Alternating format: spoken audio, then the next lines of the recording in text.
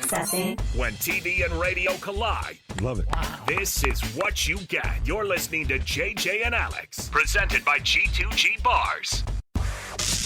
Don't touch that dial. On 97.5, the KSL Sports Zone.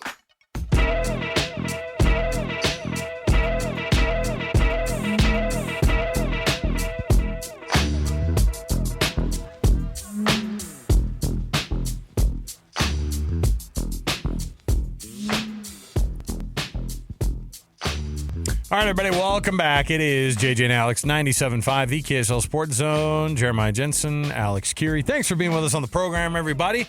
Our show, as always, brought to you by G2G Bars. All natural ingredients and no preservatives make the G2G Bar perfect for anybody who needs a quick, tasty, and nutritious boost. You can find them at Costco, Holiday Oil, Maverick, as long as it's in the refrigerated section, because that's where you find them. No preservatives will do that. They taste phenomenal, so there you go.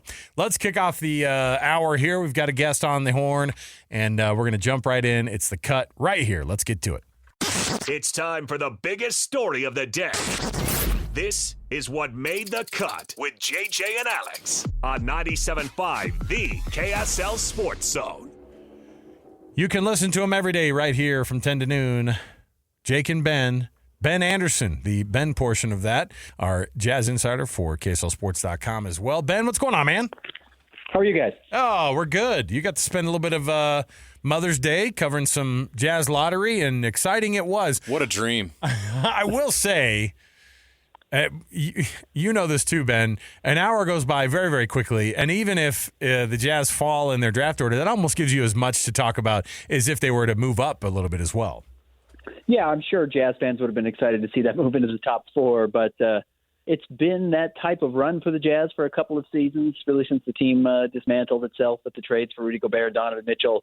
So this fell a little bit in line with taking steps backwards before you take that inevitable step forward. I think the overall it's not just a one-year deal. It's not a great draft. We all know that. It's not like there was this generational player. It's not like Wembanyama last year. But it's just the overall accumulation of lottery failures for the Jazz. They can just never get any luck in the lottery. With their own pick, they've never moved up. They've only moved back. That seems to be the frustration. And when, Ben, you're leaning on the draft to help you build a champion, it just feels like another setback where you just can't get a break.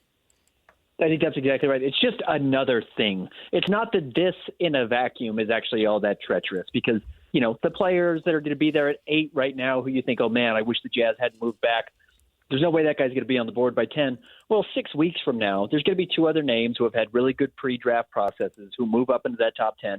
And all of a sudden, that guy will be available. You know, we saw it last year with Cam Whitmore, who was projected to go number 4, and the Jazz passed on him twice at 9 and 16. So that is going to happen. You're going to see it again this year. That's inevitable. But, yeah, it's just the fact that, like, once can you have some draft lottery luck where teams like Atlanta or Brooklyn behind them, I know that pick belongs to Houston, but just once have a little bit of luck and feel like maybe not everything has to be done the most difficult way.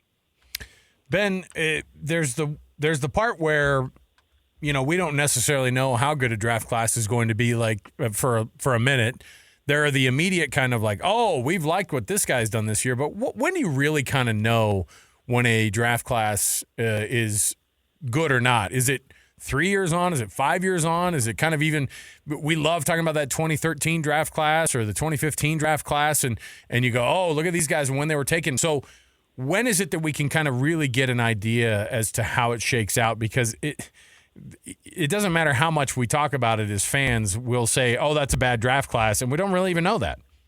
No, and really it seems to be changing pretty rapidly right now because – if I would have told you last year that, you know, half the guys that were drafted in the top 10, I think at least spent time in the G League, and more than half of the first-round picks, you would have thought, well, that's a terrible draft.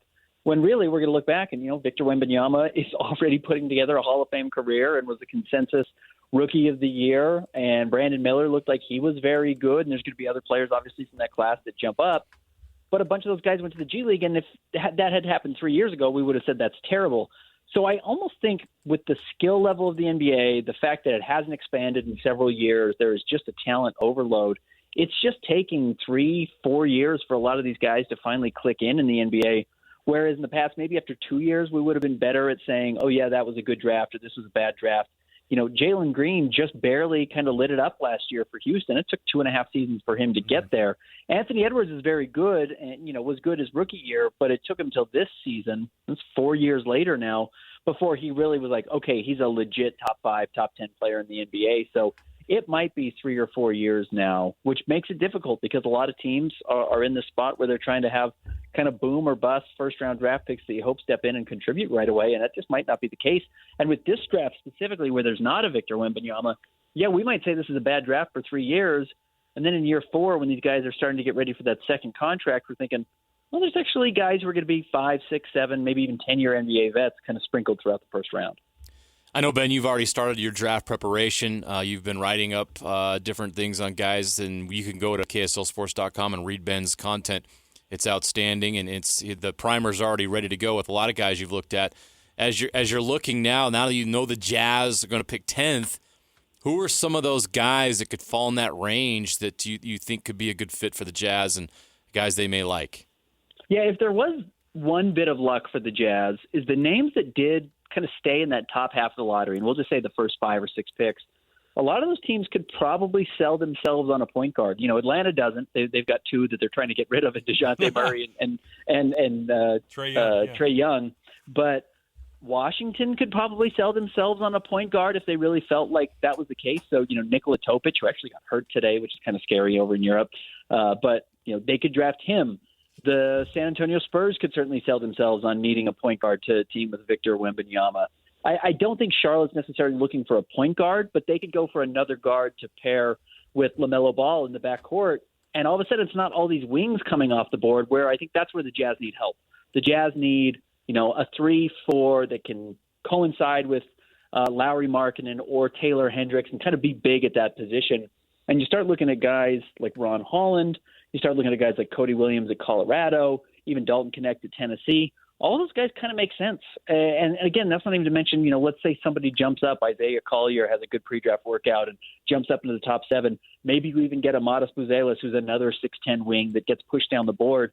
Generally, those guys that are kind of have some two-way skills don't last to 10, even in good drafts.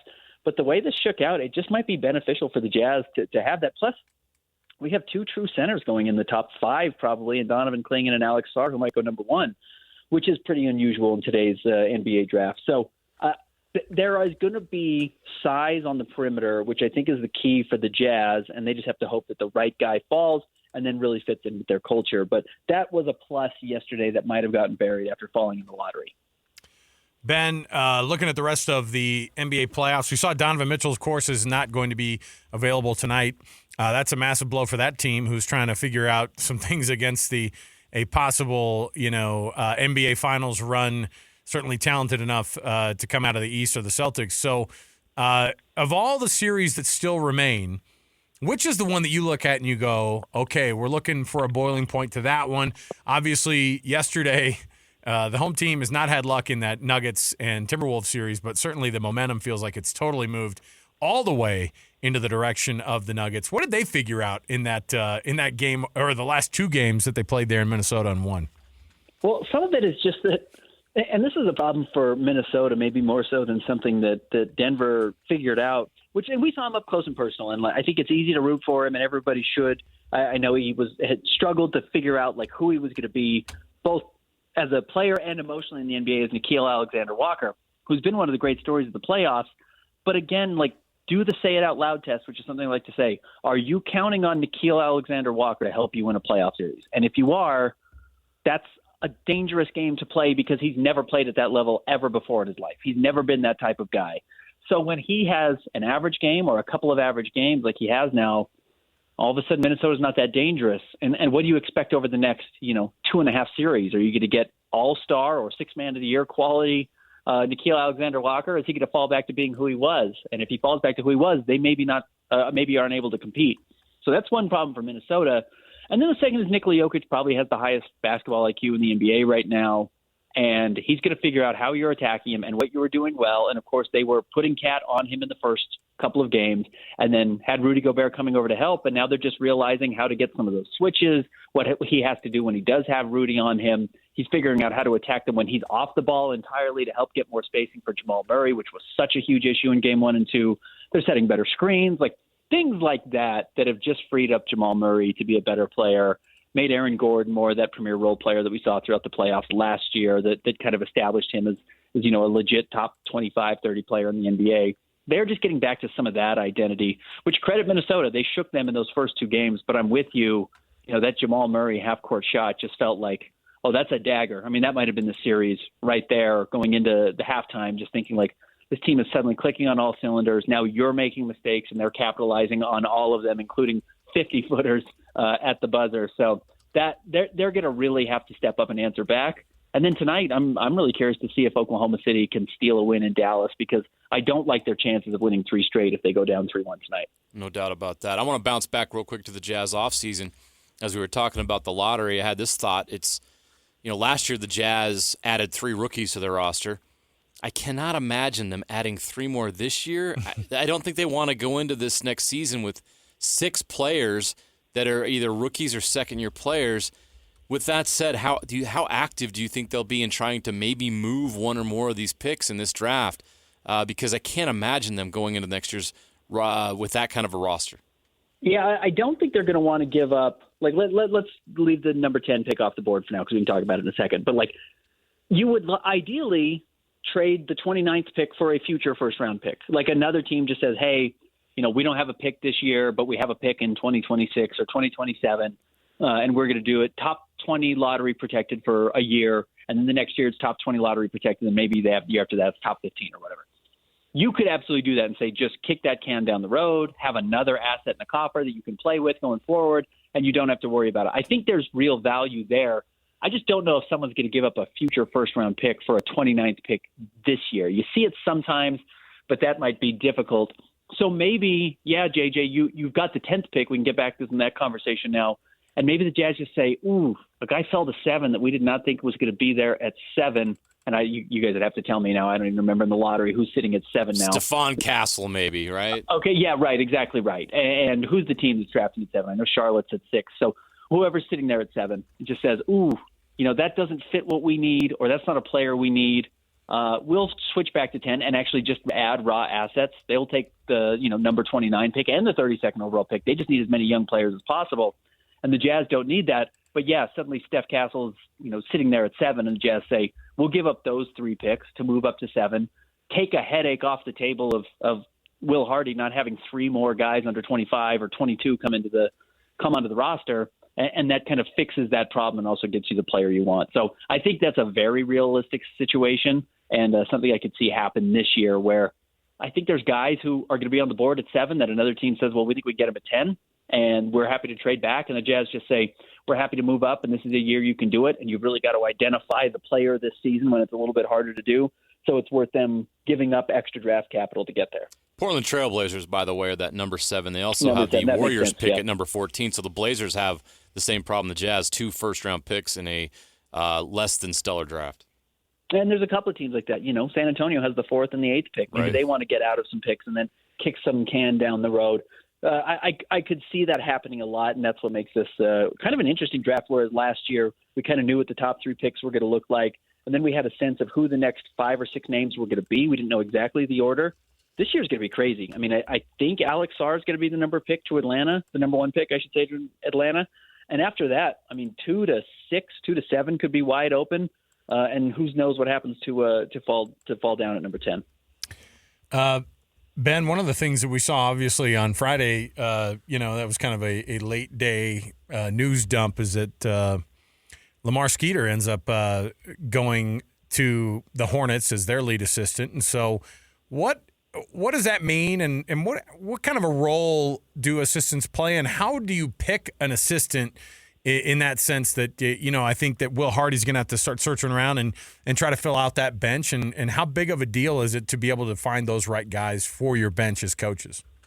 Yeah, I think finding the guys who match your identity and what you're looking for is really important. And in all honesty, I mean, the fact that Lamar Skeeter and Alex Jensen hung on for a couple of years. I mean, Alex Jensen only lasted 1 year before he went to Dallas, but inevitably those guys were probably going to leave, and Will Hardy was going to want to bring in all of his own guys, but he was really young and didn't have a great feel for what was in store. So I think having some guys who knew even a couple of the players was going to be helpful there, and then they move on and find different jobs or better jobs, or maybe the Jazz wanted to have a different spot on the bench there for their guys. So it is important. I think they were happy to add Scott Morrison out of the G League. He had been coaching the Stars and got promoted up to Will Hardy's staff, and it's kind of, I think, Will Hardy's go-to guy right now, whereas maybe that's who Lamar Skeeter had hoped to be and take over that number 2 spot, or Alex Jensen had hoped to be and take over that number 2 spot.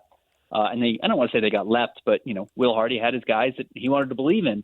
And, we've already got the news that Avery Bradley is joining the Jazz in some regard, kind of front office, kind of coaching. Maybe the Jazz just say, hey, we think we got more value for you on the coach traveling with us, or on the coaching staff traveling with us, being with Keontae George, being with some of these young guys every day, talking about defense, talking about how to be a professional NBA player. Maybe they saw a lot of value there and said that's a position that is easily replaceable if you lose Lamar Skeeter with a former NBA player. So I was impressed with the staff that Will Hardy's been able to put together, guys like Jason Terry, who were big names. And I'll be curious how they do replace Lamar Skeeter, but he got the top assistant job in Charlotte. I think you hope to have assistants on your staff that get better jobs elsewhere, and I think that's what this case was.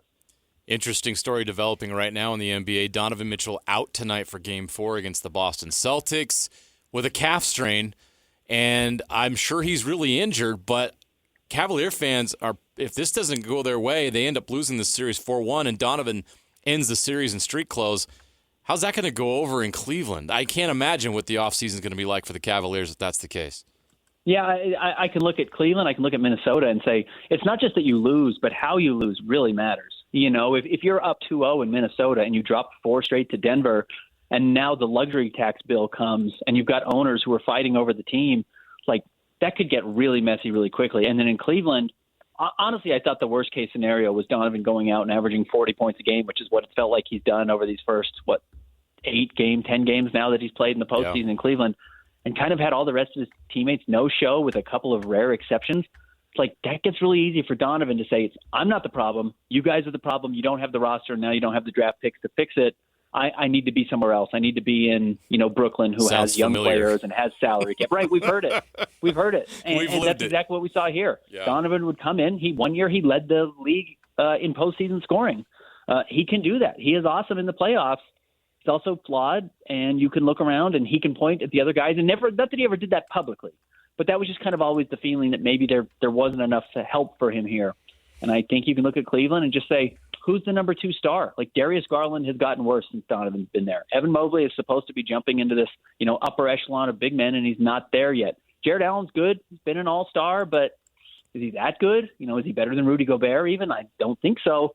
So he can start to look around. And, yeah, if you're not sure that you've done enough this year to guarantee he's going to come back next year, generally when you make blockbuster moves is in the offseason. You don't wait to do it when you're in the mid-season trade deadline, because teams just don't offer as much. It's harder to make those types of trades. So, that's where it gets interesting, where a team like San Antonio, I know they've been tied to Trae Young, but if they're looking at their board at 4 and looking at the board at 8 and saying, I don't know if we love anyone there. They've got some young players on their roster. They could trade 4 and 8 to Cleveland and, a Devin Vassell or some young player that they pick of their liking, and throw that in a couple of future picks and say, well, Donovan Mitchell as a number 2 next to Victor Wembanyama is pretty awesome, actually.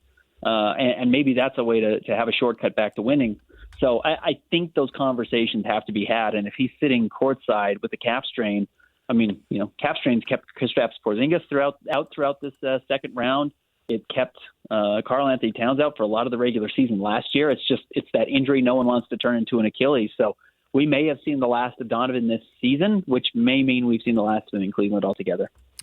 Ben Anderson, Jake and Ben every day at 10 o'clock, of course, 10 to noon. And then you can read his byline at KSLSports.com. When it comes to anything Jazz-related, get Ben and get the hookup and follow him on Twitter or on X or whatever you want to call it these days, and you'll get the best information right there. Ben, we appreciate it, man. We'll chat with you again. Yeah, thanks, guys. There you go. Thanks, Ben. Ben Anderson. Fascinating stuff. Like the guessing game is just so difficult.